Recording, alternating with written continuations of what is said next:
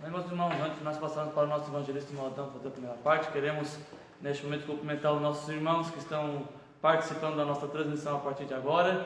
Você está na Escola Bíblica Dominical da Igreja Evangélica Assembleia de Deus, aqui de Araranguá, Santa Catarina, bairro do Sandinha. Sejam todos bem-vindos e que nesta manhã venhamos ter uma Escola Bíblica Dominical abençoada por Deus. Então, na continuação, nosso evangelista, irmão Adão Machado.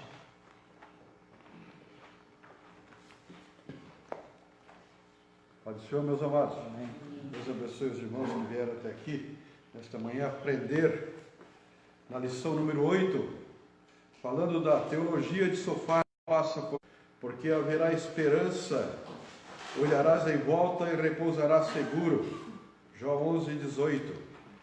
A verdade prática nos fala assim: segundo as Escrituras, até mesmo o justo passa por tribulação.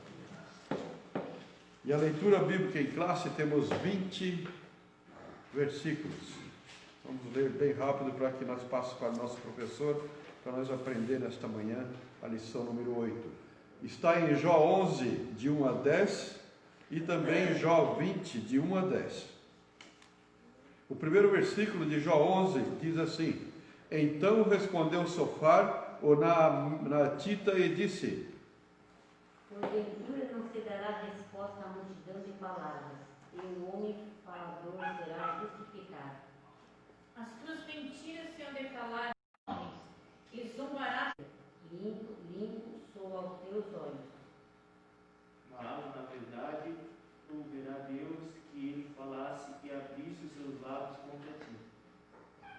E te fizesse saber os segredos da sabedoria, que é múltiplice em eficácia, pelo que se sabe que Deus exige de ti menos do que merece a tua iniquidade. 7.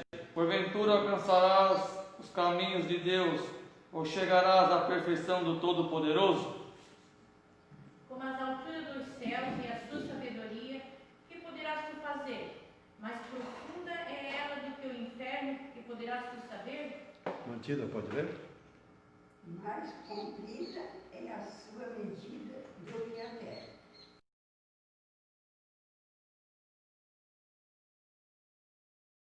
E mais larga do que o mar.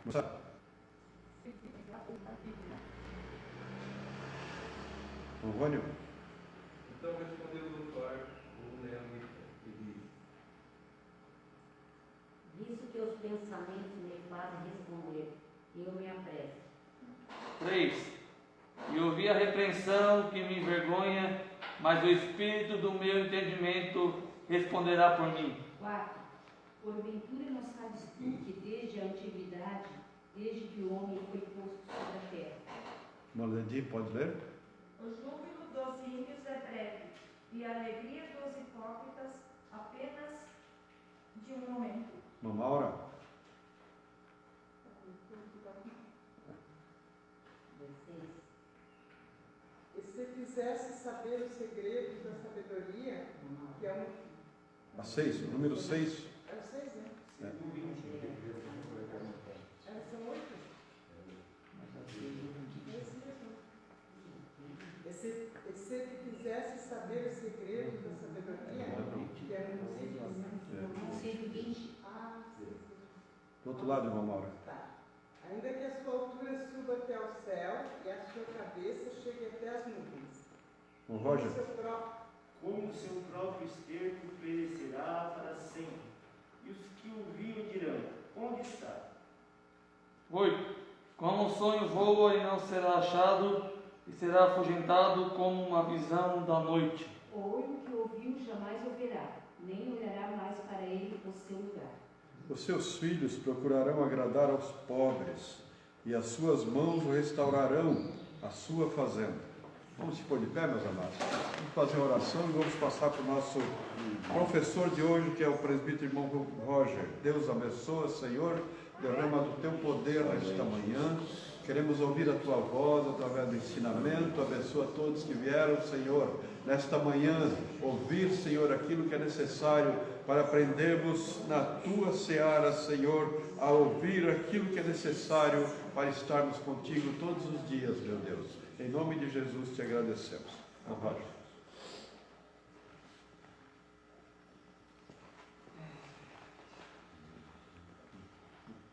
Meus irmãos, a paz seja a todos, que ele está assentado. Cumprimentamos a todos que estão nos ouvindo através da live, no Facebook e as demais redes sociais. Nossa lição de hoje, então, lição de número 8, sobre a teologia de Zophar. Algo muito polêmico, vamos discorrer a respeito dela nesta manhã. Pois bem, nós vimos algo aqui que o nosso tema, ele já faz uma pergunta, né? O justo não passa por tribulação? O que os irmãos acham? Será que as pessoas boas, elas não vêm passar por tribulação? Ou melhor, aquele que está em Cristo, ele não sofre aflições, não sofre provas, não sofre coisas ruins na vida? Ou se sofre porque tem alguma coisa errada com ele? Essa é uma pergunta que cada um venha a memorizá-la e tentar responder nesta manhã.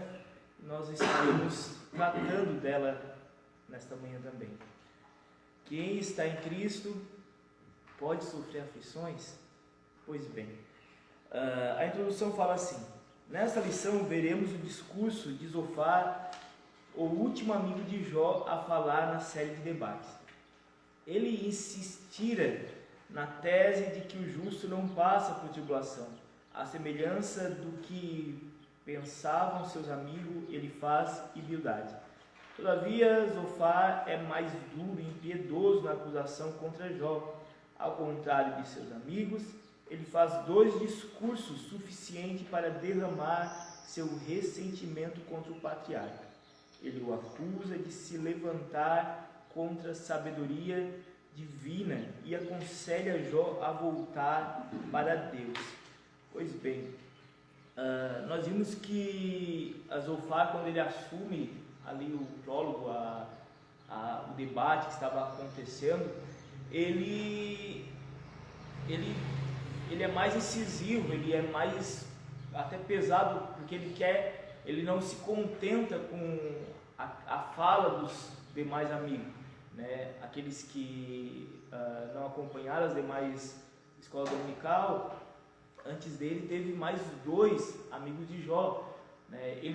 Os 3 chegam até Jó porque souberam que Jó estava passando por amargura, por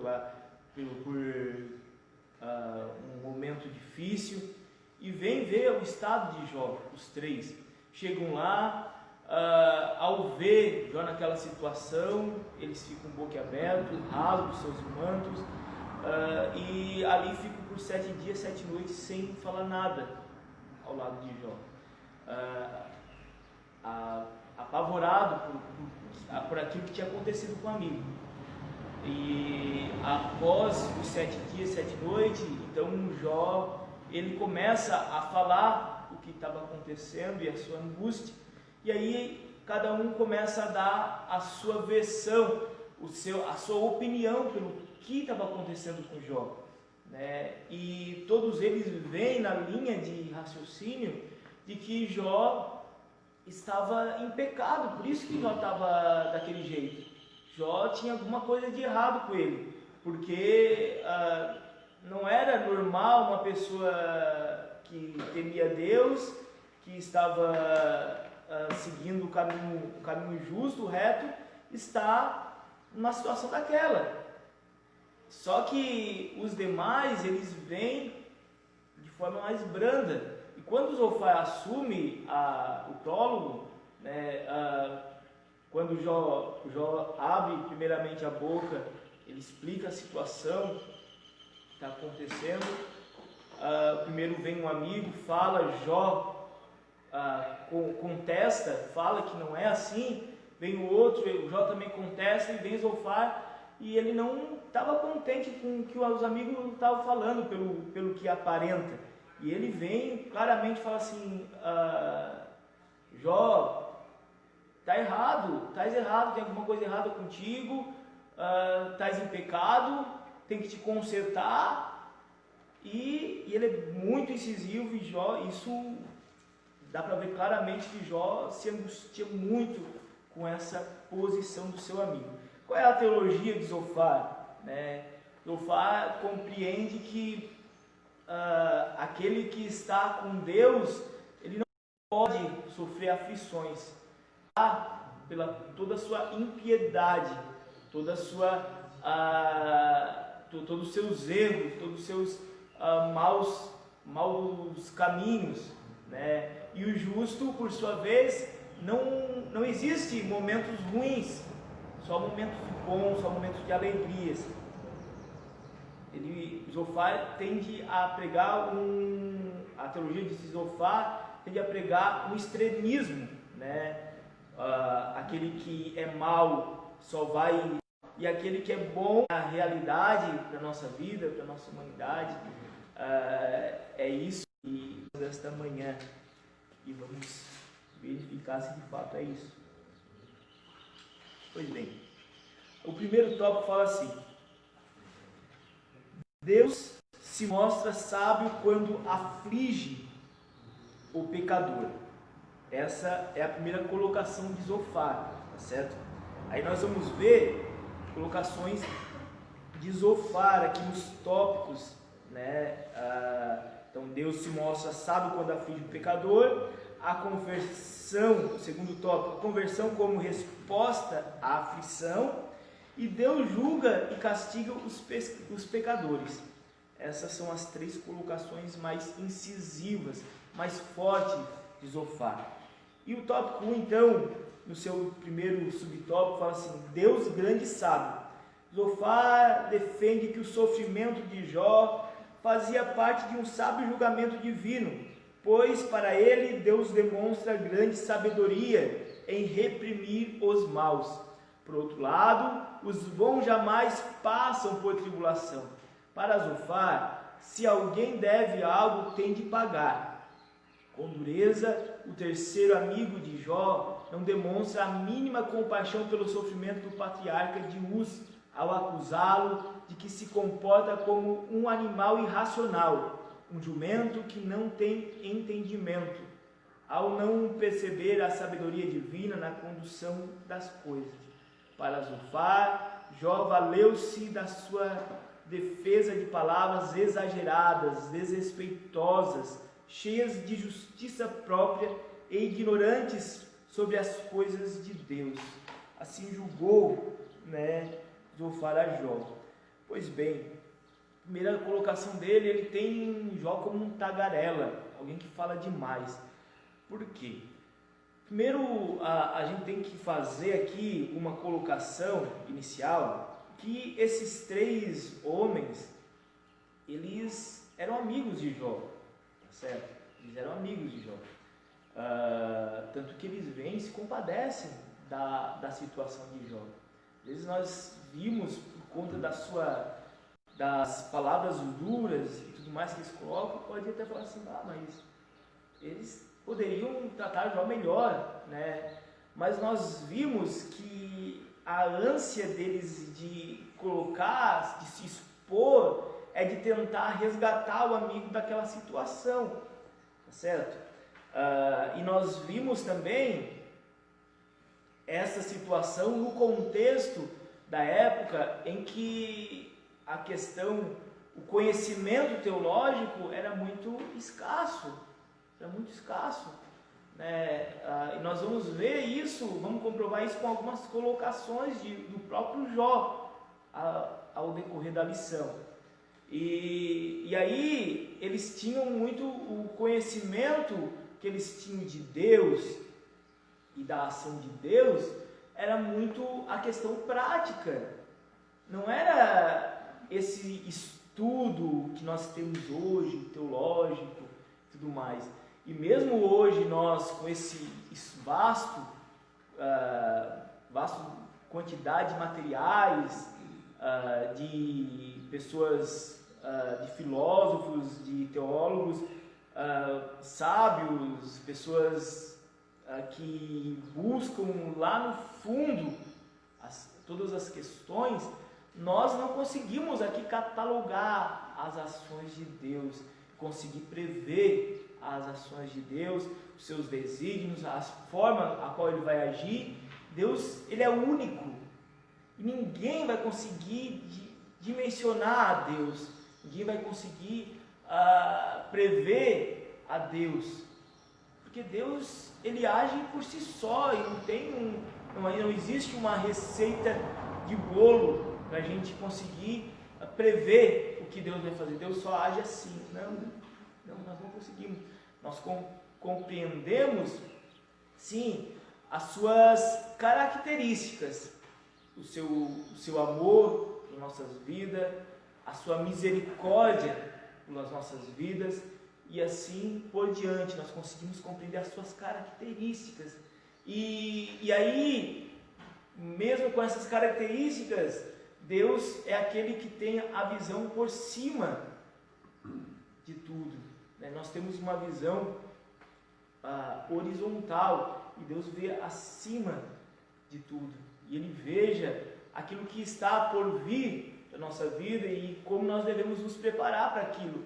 E às vezes as coisas acontecem na nossa vida e nós não compreendemos porquê, mas lá na frente nós vamos ver, eu deveria ter passado aquilo mesmo, porque só assim eu consegui criar força, ânimo, coragem para eu conseguir passar por isso, e assim por diante. Isso é bênção de Deus. Pois bem, e nós vimos então aqueles homens com o conhecimento escasso da época, e para eles isso era certo. Pessoas boas, elas não, às vezes até por conhecimento próprio, porque nós compreendemos ainda que eram homens tementes a Deus, certo? Eram homens tementes a Deus, tanto que o próprio Deus, após todo o fato, lá no final do livro de Jó, o Deus vai ter com eles, vai falar assim, se arrependem vocês e retornem lá, levem sacrifício para sacrificar lá junto a Jó, e peça que Jó ore por vocês, para que assim eu receba o arrependimento de vocês. Então eram homens que temiam a Deus. E nós vamos ver ainda que Zofar, ele vai até um pouco mais longe, ele assume a posição pastoral diante de Jó, e ele dá conselhos pastorais. E aí nós compreendemos que eram homens que tinham uma certa conhecimento de Deus, um homem que tinha uma vida com Deus, porém a sua intimidade com Deus era escassa, o seu entendimento sobre Deus era pequeno. E às vezes nós também falhamos, pecamos, porque nós não temos conhecimento suficiente de Deus. Às vezes nós não temos intimidade suficiente com Deus. E aí nós começamos a ter atitudes inconscientes, ou conscientes, mas sem sabedoria, atitudes sem sabedoria, que podem estar perdendo pessoas, perdendo almas. Vamos prosseguir. Então, nós vimos que Zofar inicia falando, chamando Jó de tagarela. Por quê? Primeiro que dentro da roda sapiensal, assim como se diz, dos sábios, né, nós vamos compreender que é dito que aquele que fala demais é tolo. E o sábio, ele com poucas palavras, ele expõe a sua ideia e pronto. E o tolo, ele precisa ficar fazendo rodeios. Esta é a teoria, né, da roda sapiensal sobre o sábio. E aí, aqui em outras palavras, quando ele fala que Jó, você está falando demais, porque Jó estava tentando se explicar aos seus uma coisa que nem ele sabia por que estava acontecendo, e ele estava tentando explicar. Disse, não tenho nada contra mim, eu não coloquei meus pés em coisas impuras, eu continuo com Deus. E ele fala assim, você está falando demais, você está sendo hipócrita, você está sendo um tolo. E aí ele ainda há algumas contradições dessa tradução, que ele fala assim, que ele compara, algumas versões vêm trazer que ele compara, Zofar comparando Jó a um jumento, né? Porém, há traduções que vêm falar que Zofar fala assim, então quer dizer que só que só você é homem e nós somos jumentos, então ele se irrita com a defesa de Jó, porque Jó só se defendia. E ele vem falar para Jó assim, Jó, se você conseguisse compreender, se Deus revelasse para você a sua sabedoria, os seus desígnios, aí você compreenderia que você está errando, que você está em iniquidade, e que Deus, por sua grande sabedoria, está te provando, está te colocando para você voltar para os caminhos dele. E aí tem a questão, Deus mostra sábio quando aflige o pecador. Por isso essa colocação, porque Zofar compreendia que Deus estava colocando aquelas questões, aquelas situações sobre Jó, porque estava ali afligindo Jó, porque Jó era um pecador. Jó era alguém que estava distante do caminho de Deus. E nós vamos compreender o quão pesado ele foi mais no decorrer da lição. Porém, nós vimos que Zofar ele exalta a sabedoria de Deus de uma forma muito grande.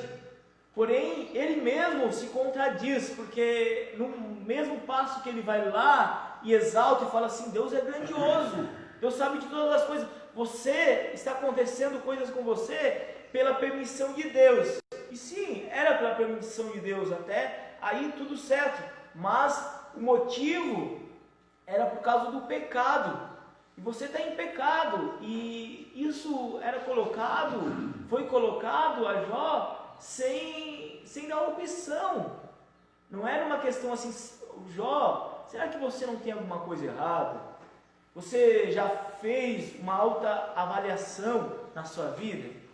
Meu amigo, às vezes pode ser que tenha algo aí guardado no seu coração que você fez e que te distanciou de Deus. Como é que está o seu relacionamento com Deus?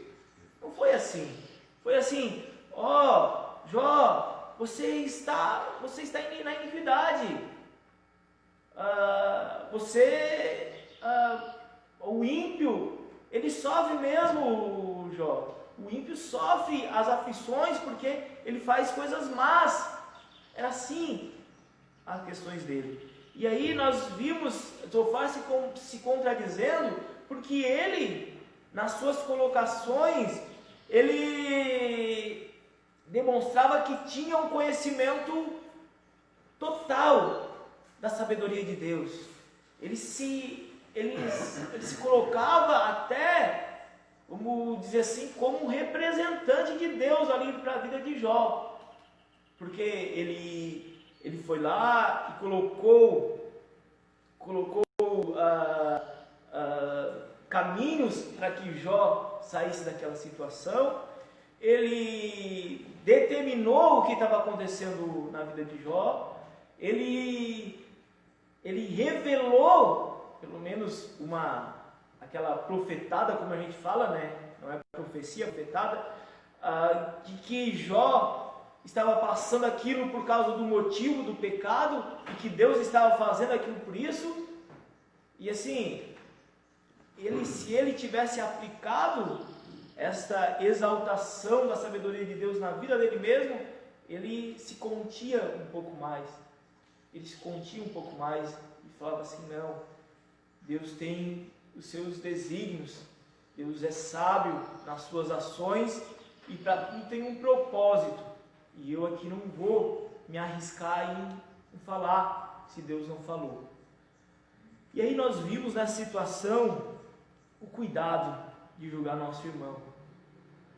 Às vezes nosso irmão está passando por uma necessidade, por uma aflição, por uma prova, e às vezes temos a atitude de ir lá apontar o dedo, de ir lá falar: irmão, você está em pecado, te arrependa. Aqui não vimos tanto dessa questão, pelo menos ao conhecimento, a gente não chega, mas já passamos por lugares que tinha muito disso.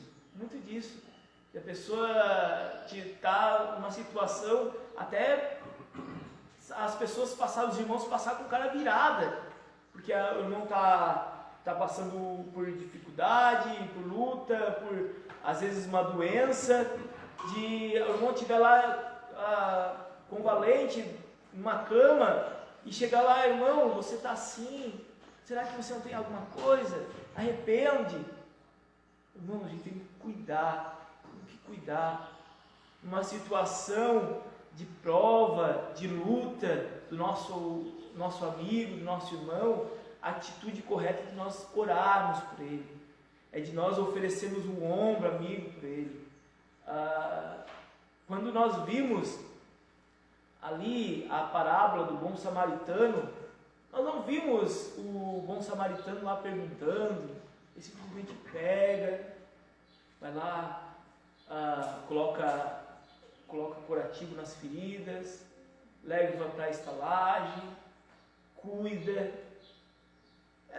Esse é o papel nosso para um irmão que está abatido, que está sofrendo.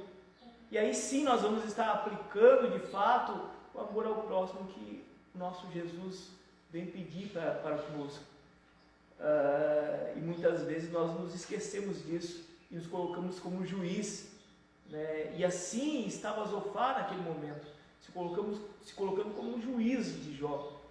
E olha que mal que estava fazendo, e o Jó ali sofrendo por tudo aquilo ali, porque estava na posição que Jó tinha, porque se nós acompanharmos, nós vamos ver eles falando, os próprios amigos falando: Jó, você levantou muitas pessoas, Jó, você orou por muitas pessoas, Jó, você aconselhou a muitos. Jó tinha um papel muito significante na sua comunidade, entre os seus. Jó tinha como alguma autoridade eclesiástica ali no meio. Claro que fica muito mais denotado lá no final, né, que o próprio Deus outorga Jó como sacerdote, de receber sacrifício dos seus amigos. Mas não sabemos se antes disso Jó exercia de fato um ministério sacerdotal, né? Mas ele era um representante eclesiástico ali no meio que vivia. E Jó estava naquela situação e ele falava assim: eu estou sendo zombado pelos meus amigos, pelos meus conhecidos, por causa da situação, porque além de eu estar perecendo uma situação lastimável, eu ainda estou sendo visto como um pecador, como alguém hipócrita, porque mostrava-se que vivia de uma forma, mas eles acham que eu vivo de outra, que eu me escondia pecado, que eu escondia uma vida diferente da qual eles viam eu andar, eu caminhar. Isso deixou Jó muito triste. E nós víamos há pouco tempo atrás, agora não muito, mas que muitas pessoas saíram da porta para fora da igreja e nunca mais voltaram por conta disso, por causa de julgamentos pesados, palavras fortes que foram ditas, sem conhecimento da dor que o outro estava sentindo, sem conhecimento do que o outro estava sentindo. Isso é muito pesado. Nós não podemos estar julgando o nosso irmão, nós não podemos estar dando palavras pesadas, estar acabando com o ânimo de uma pessoa de estar aqui ao lado de Cristo, estar seguindo a Cristo ao nosso lado. Nós devemos ajudar, que a nossa boca venha abrir para estar ajudando, que a nossa boca venha abrir para estar falando palavras boas, aquilo que edifica, aquilo que levanta, e não que venha colocar para baixo, que venha desanimar. Nós devemos praticar. Se nós já praticamos, amém, que continuamos praticando, mas se não, que começamos a praticar o falar bem. Deus não é indiferente à ação. Outra coisa, acreditava que ele havia se autodeclarado puro e sem culpa. Cria também que Deus não é indiferente à ação do ímpio, como Jó parecia ter sugerido. Assim, para Zofar, se Deus debatesse com Jó, como era desejo deste, então não haveria dúvidas de que ele ficaria contra o patriarca e não a seu favor. Neste embate, Deus revelaria a Jó os segredos de sua sabedoria, e o homem de Uz veria que ele estava sendo sábio em tratá-lo como merecia. Logo, Jó seria condenado. Pois bem, aí mais uma vez, mais imputações contra Jó, né? Nós vimos Zofar falando que Jó teria se autodeclarado puro. E aí ele fala assim: será que você é igual a Deus? Então, perfeito? Porém, Jó não havia se autodeclarado puro. Em nenhum momento ele fala que não tinha pecados, que era sem pecados. Porém, nós vimos o amigo ali colocando essa situação. Porém, se Jó ainda se autodeclarasse uma pessoa reta, digna e assim por diante, ele não estaria falando besteiras, porque o próprio Deus havia dado testemunho dele. Porém, Jó se contém e não tem essa atitude.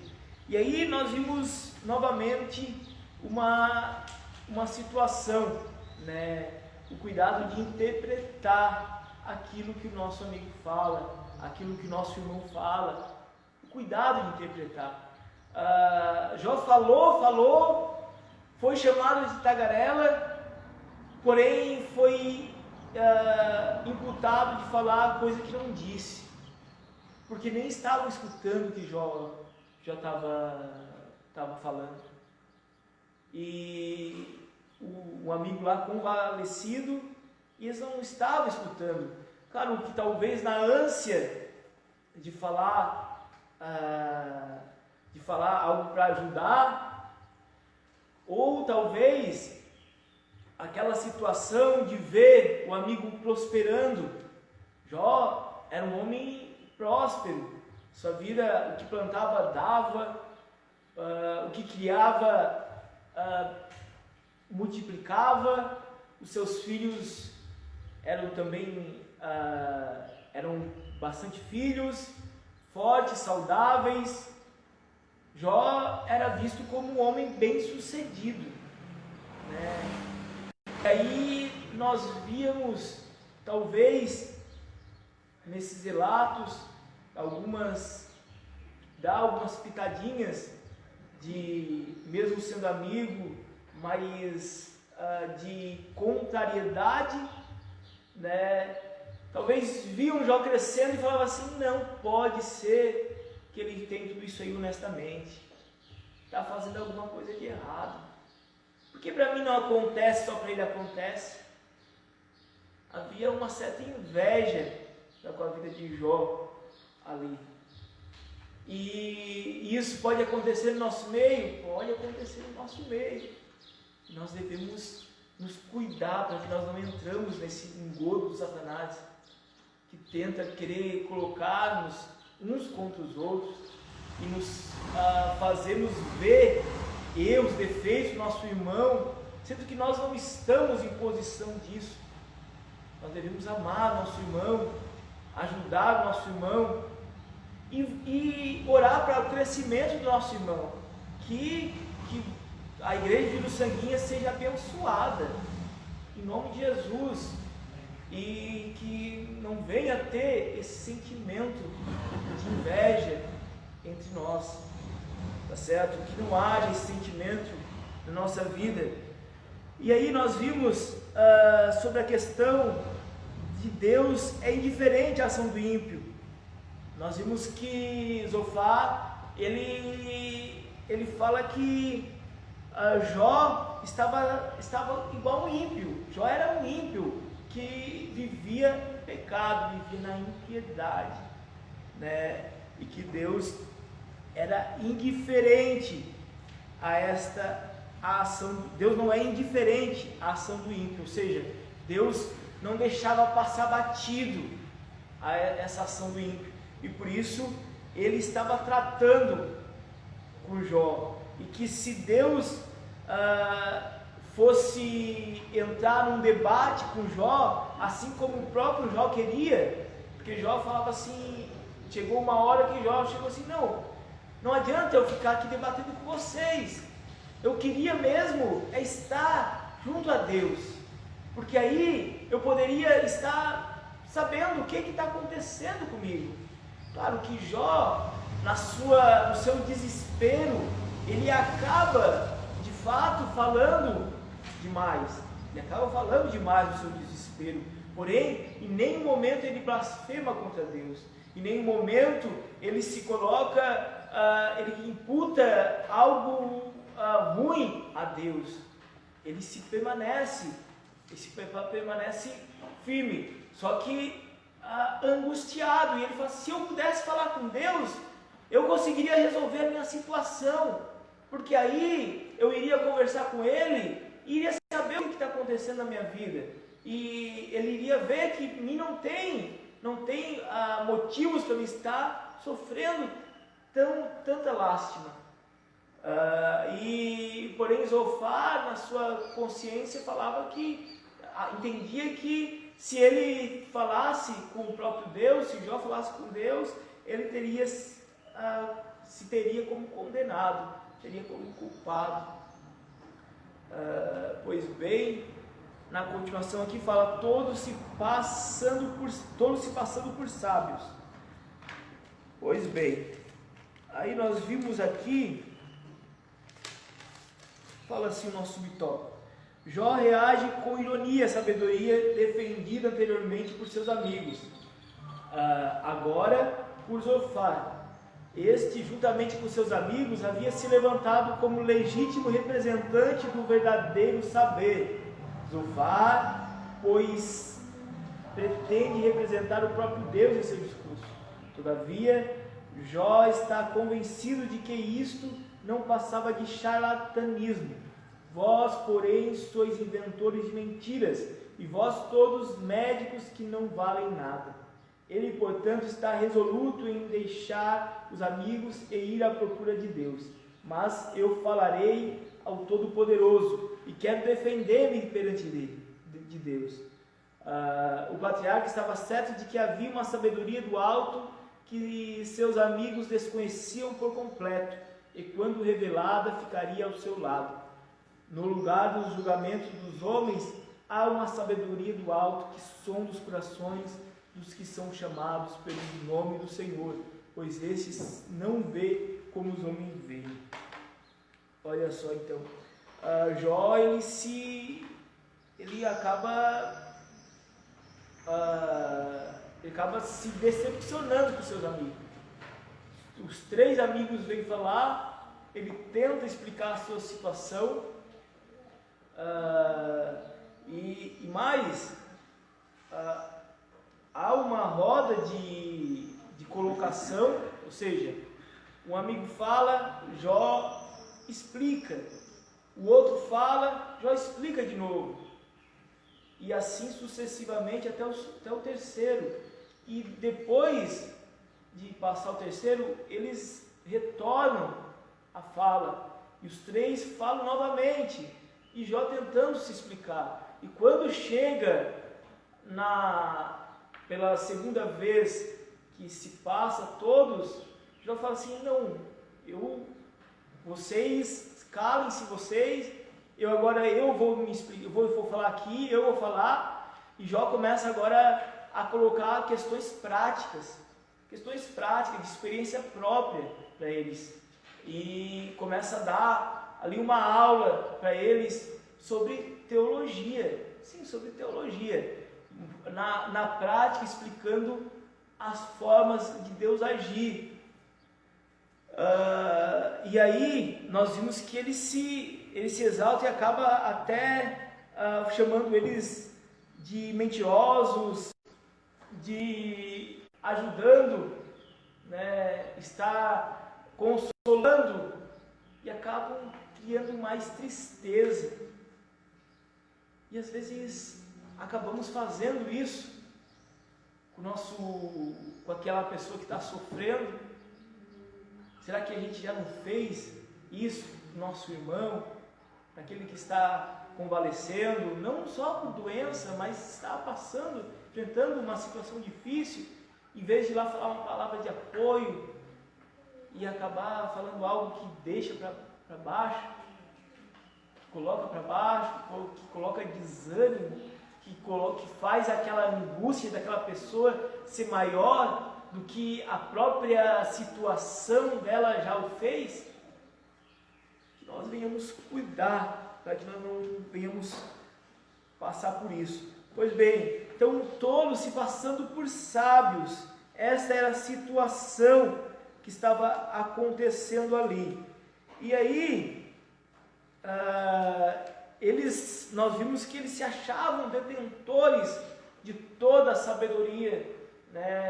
E ninguém tinha mais sabedoria que eles. E que nós venhamos ser humildes, para que nós não venhamos cair bem nesta situação de acharmos que sabemos de tudo. Uma certa feita era uma igreja ali na sede, e estava ministrando o pastor Elionai Cabral. Ele é um dos, acho que se não for um dos maiores escritores da Escola Bíblica Dominical, um dos maiores comentaristas de Santa Catarina.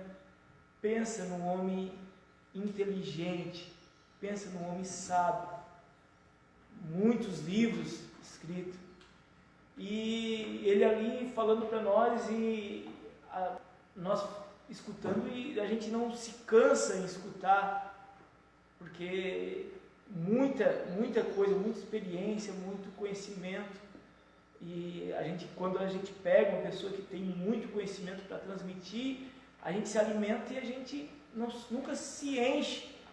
Aquilo vai entrando na nossa mente e a gente quer ficar cada vez mais ali. E ele fala assim, irmãos, ele tinha próximo dos seus 70 anos, acredito.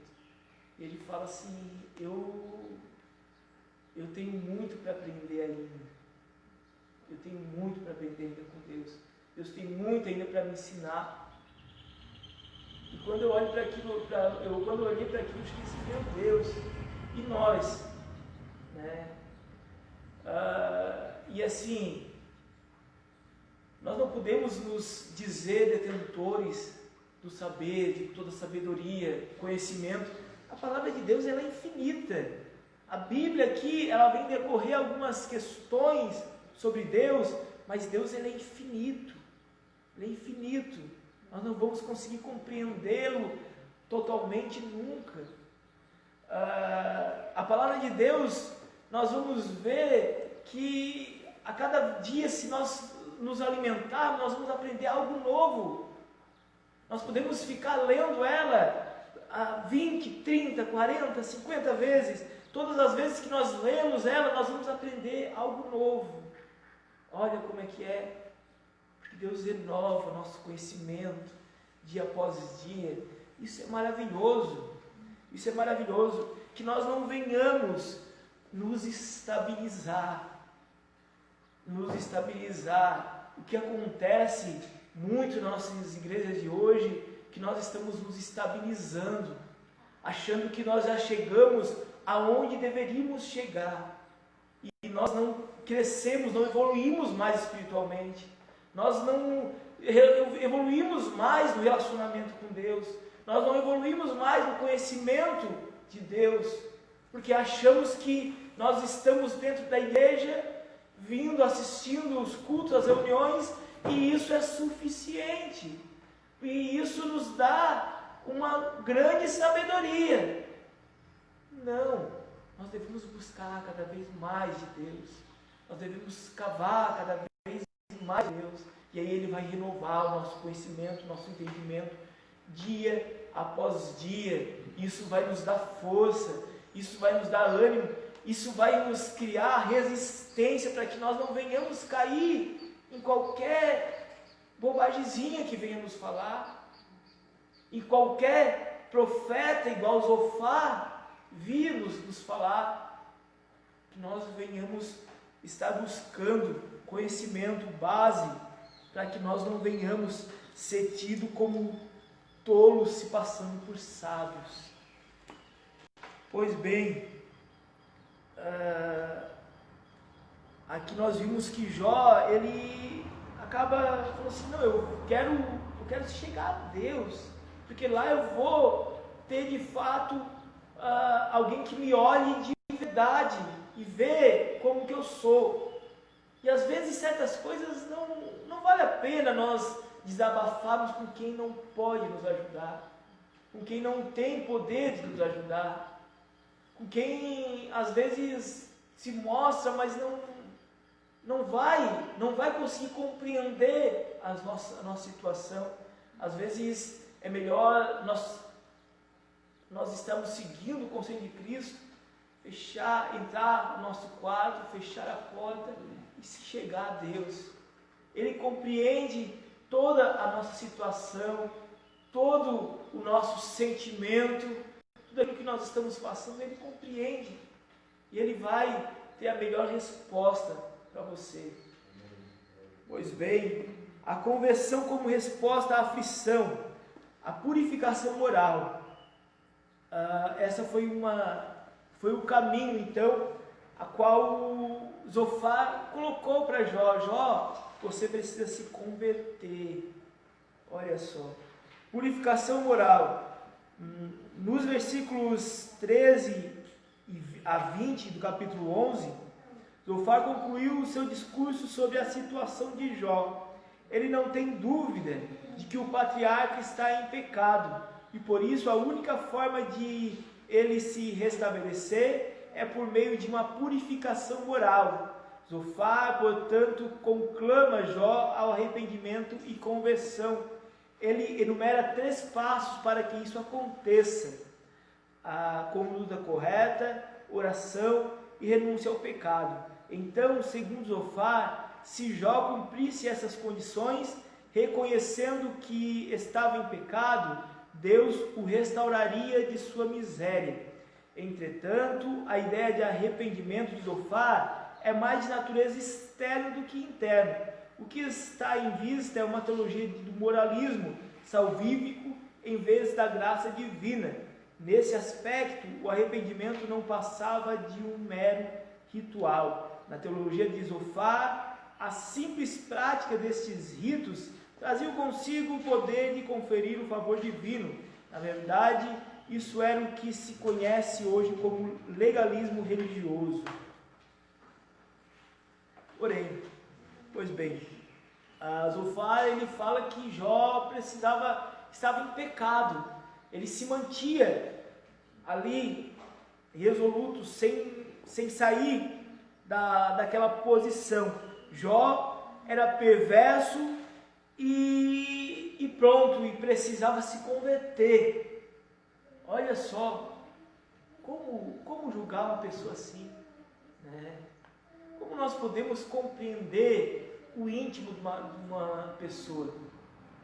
Como nós podemos falar que uma pessoa está em pecado por questões de achismo, por uma situação difícil que ela está passando, sem ter nada constatado. E ainda quando a gente tem alguma coisa constatada, é uma coisa complicada de a gente ir lá e falar e pegar e colocar sobre a cara dessa pessoa. Nós, acredito, o pastor nos corrige se estiver errado, mas nós temos aqui o costume, nosso ministério, de quando uma pessoa está em pecado, errou, a pessoa, por histórias e tudo mais, ou se assim tiver, ir lá escutar a pessoa, o que aconteceu de fato. Creio que uns tempos atrás se tinha muito disso, tinha-se muito disso. Até na época que nós se convertemos, quando ainda éramos crianças, nós vimos muito dessas questões, mas hoje em dia se tem-se uma compreensão melhor dessas questões, não se pratica mais isso. Se tem a espera do arrependimento ou uma constatação muito forte disso. Porque chegar uma pessoa por suposições, imputar pecados, consequências drásticas, isso pode levar à queda de fato da pessoa, pode levar à queda de uma pessoa. E quem vai dar conta de uma alma perdida? Quem vai dar conta? Será que não é nós que falamos algo pesado, duro?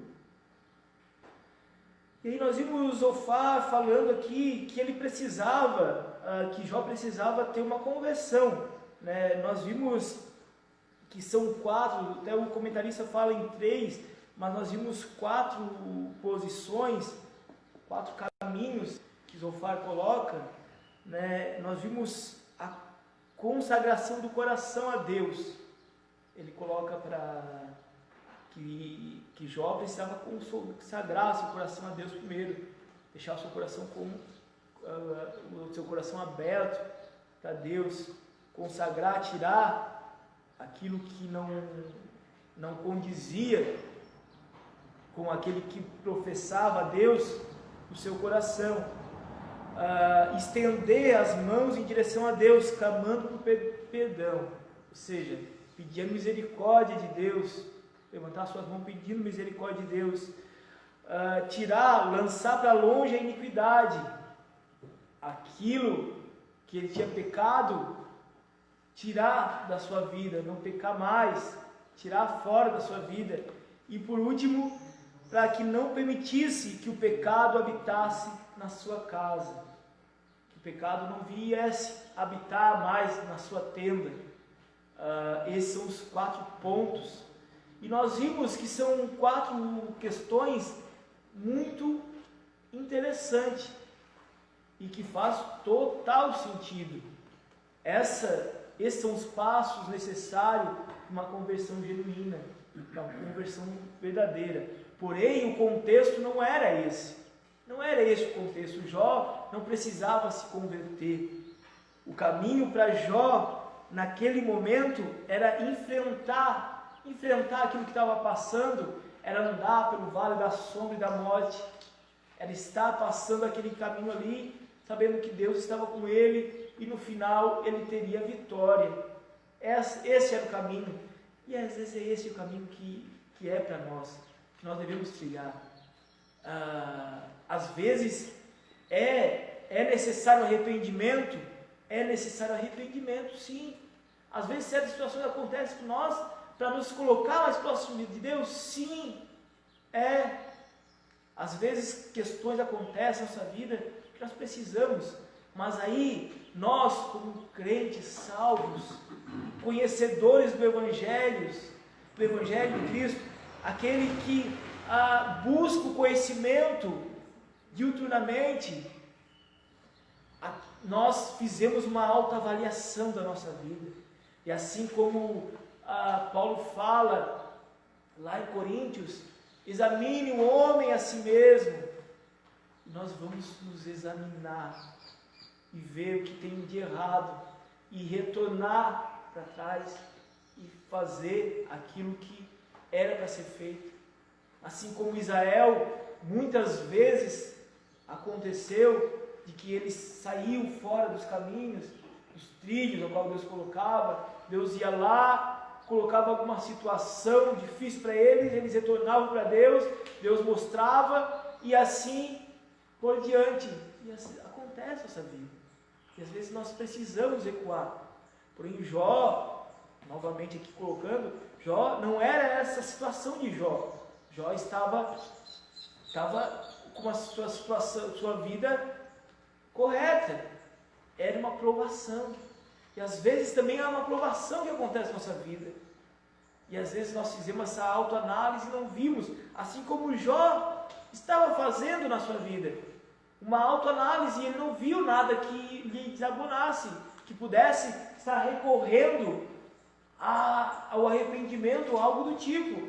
E a sua ação deveria ser prosseguir. E às vezes nossa situação é prosseguir. E que se você está passando a mesma situação de Jó, você venha prosseguir. Não desanime. Porque se você está em Cristo, você tem o Consolador aí do seu lado, o Espírito Santo, que ele veio para isso, para estar nos ajudando a passar pelas lutas, pelas dificuldades. Você vai ter vitória em nome de Jesus, igual Jó assim o teve. Pois bem, na continuação, é possível negociar com Deus? Estudiosos destacam que Zofar tenta induzir Jó a negociar com Deus, a fim de se ver livre de suas dificuldades. Era exatamente isso que Satanás desejava que Jó fizesse.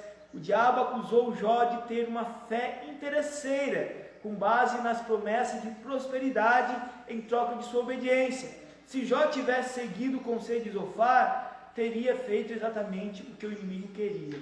Pois bem, há quem diga que Zofar estava incitando a Jó a estar negociando com Deus. Negociando o quê? Negociando a sua prosperidade novamente. Zofar promete ao arrependimento de Jó a calmaria certa. Ele fala: Jó, você vai ser restaurado. Isso é de imediato. Quando você se voltar a Deus, se arrepender, você vai ter prosperidade. A tua vida vai mudar. Mas vai mudar materialmente. Você vai ter as suas posses novamente. As pessoas vão vir pedir favores novamente para você. E aí nos mostra a mesma situação lá de Satanás com Jesus, que vem e oferece reinos para Jesus Cristo, mas nessa situação que ele viesse adorar Satanás. Agora Zofar vai lá e fala para Jó que ele negociasse a sua prosperidade com Deus, porque Deus, através da a obediência de Jó, voltaria com a sua prosperidade. Se Jó caísse nessa situação, nesse conselho, ele estaria incorrendo na situação, na cena, na ideia a qual Satanás coloca lá para Deus, que Jó estava seguindo a Deus apenas por interesse.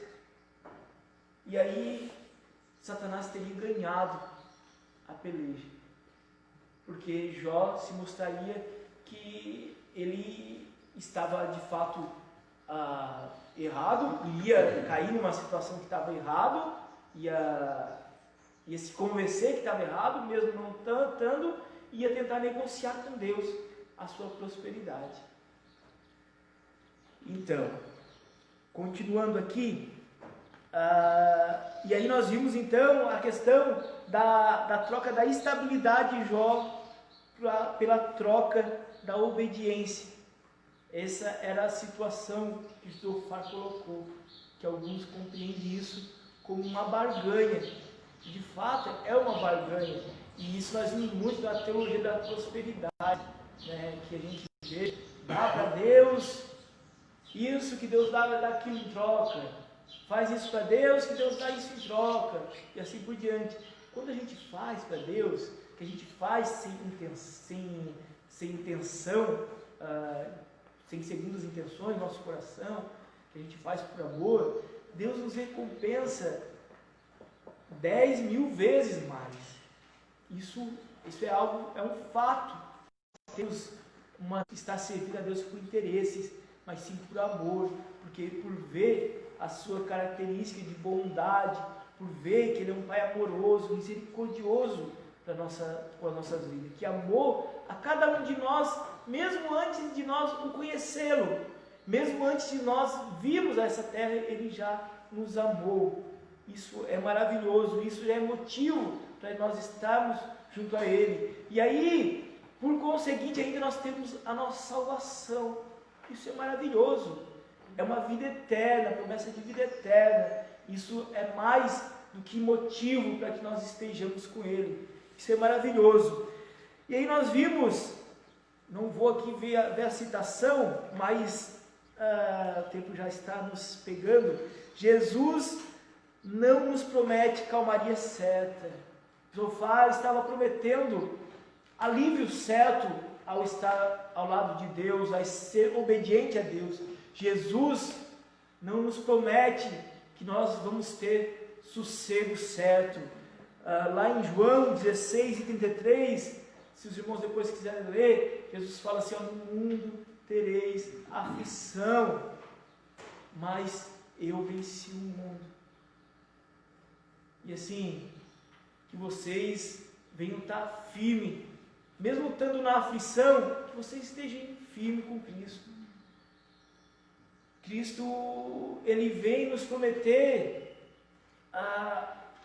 consolo em meio às lutas, em meio às tribulações, que nós venhamos crer nisso, que nós venhamos buscar o Espírito Santo na nossa vida de forma mais intensa, se nós estivermos com dificuldade de passar a luta, passar a prova. E o papel do Espírito Santo nessa época, nessa fase, após a primeira vinda de Cristo e a sua ascensão, é ser o Consolador, aquele que está ao nosso lado, nos auxiliando, nos ajudando, que nós venhamos recorrer a esse ser tão especial que está na nossa vida. Vamos prosseguir. A angústia de Jó, então, diante da insistente acusação dos amigos e do silêncio de Deus, Jó dá sinais de desânimo. Ele manifesta de vez toda a sua condição humana. O justo sofre. Se Jó seguisse o conselho de Zofar, estaria assinando um termo de confissão, assumindo algo que não havia feito. Ele sabia de sua integridade, por isso não se sujeita a esse capricho do amigo. Isso lança num dilema angustiante. No capítulo 14, ele demonstra que sua esperança está desvanecendo, comparando-se a uma flor que é cortada, uma sombra que desaparece e um empregado que trabalha, mas que logo é dispensado. Qual é o sentido da vida nessa circunstância? Havia esperança?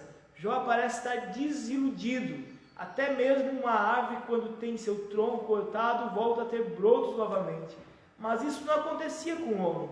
Nesse aspecto, o homem se assemelhava mais à água que evapora, ou que se infiltra na terra. Diante desse quadro, Jó se pergunta: morrendo o homem, porventura tornará a viver? Era a pergunta de um homem crente piedoso, porém angustiado, que não tem medo de expressar sua verdadeira condição humana. E aí nós vimos como nós tínhamos falado anteriormente, o contexto da época e o conhecimento limitado da teologia e sobre Deus, e sobre até uma questão de futuro, né? uma questão de futuro para a alma, um futuro depois da morte, que o próprio Jó, que era um homem que tinha uma compreensão enorme de Deus, uma intimidade maior com Deus, ele se faz essa pergunta. E lá no Oriente Médio, nós vimos naquela época que tinha muito essa questão da cultura a reencarnação, a cultura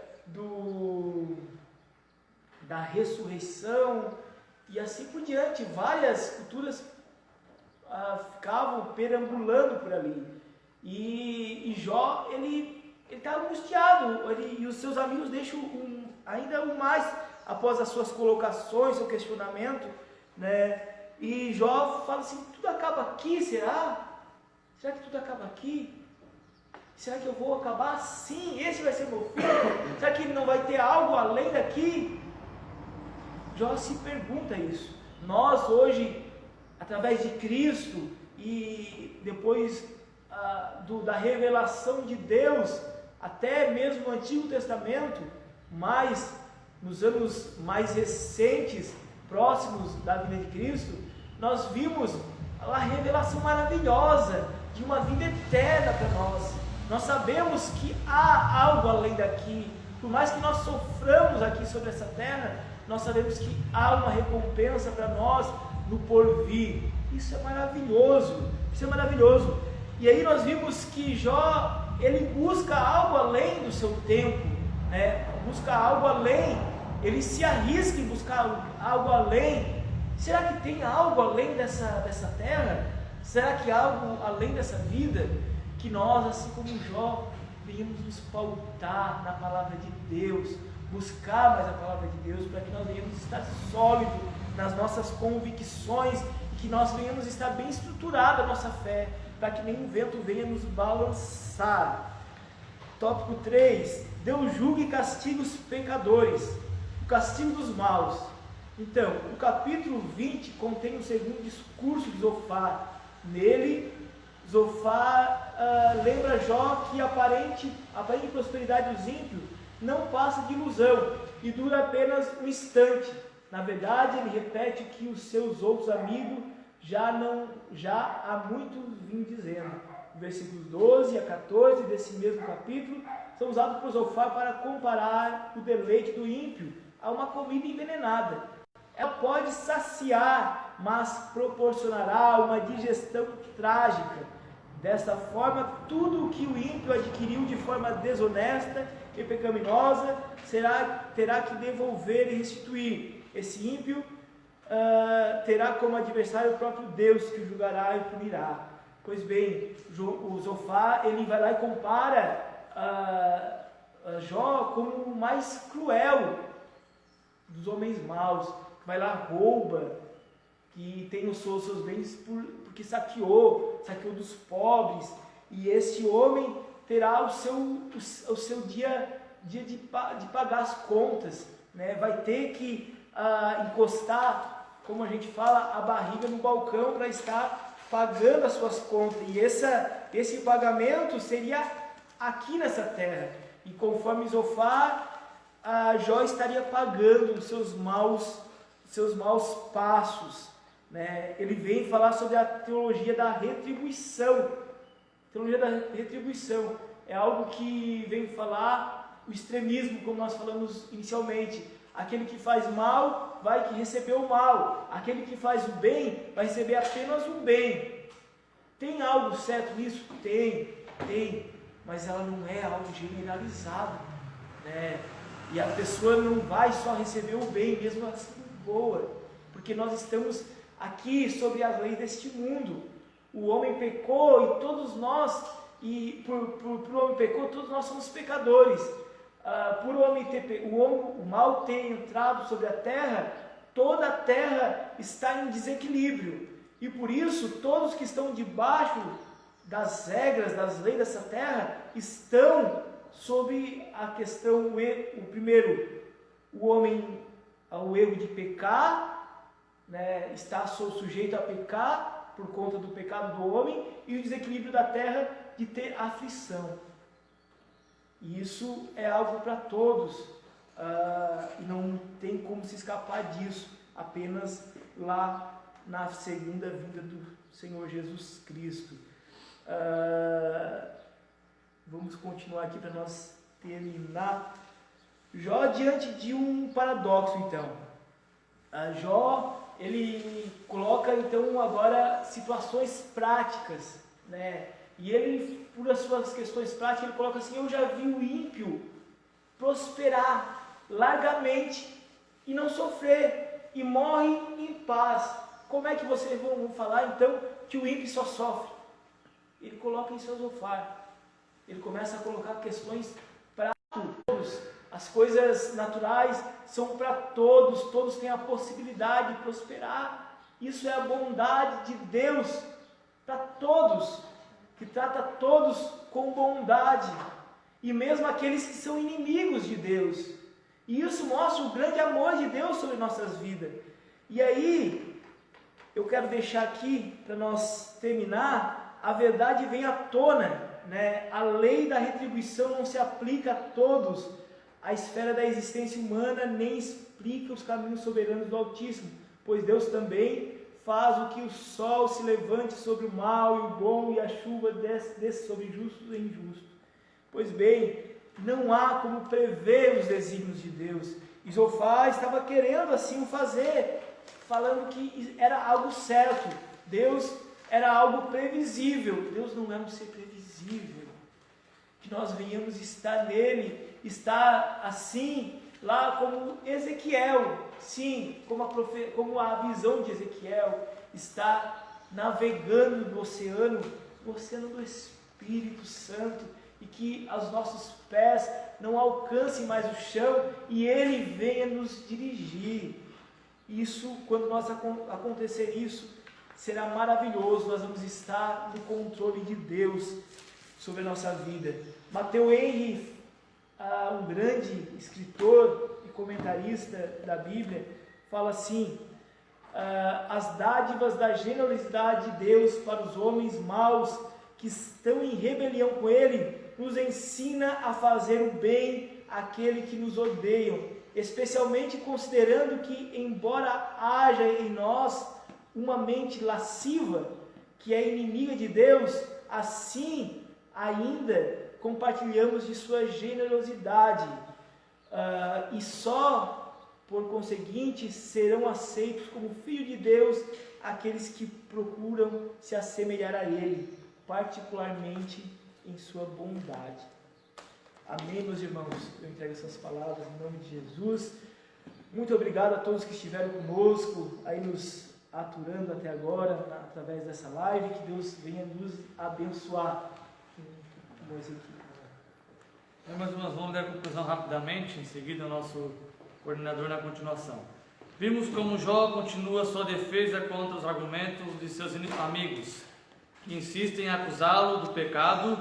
Ele está convencido de que é inocente, que não cometeu nada que justifique tamanho sofrimento. Os amigos de Jó, por desconhecerem as razões de seu sofrimento, o acusam de forma impiedosa, e patriarca, por desconhecer a ação de Deus nesse episódio, chega ao limite do desespero e desesperança. Todavia, como das outras vezes, mesmo angustiado e não sabendo como Deus permite tudo isso, Jó não diz palavras blasfematórias contra o seu Criador. Graças a Deus.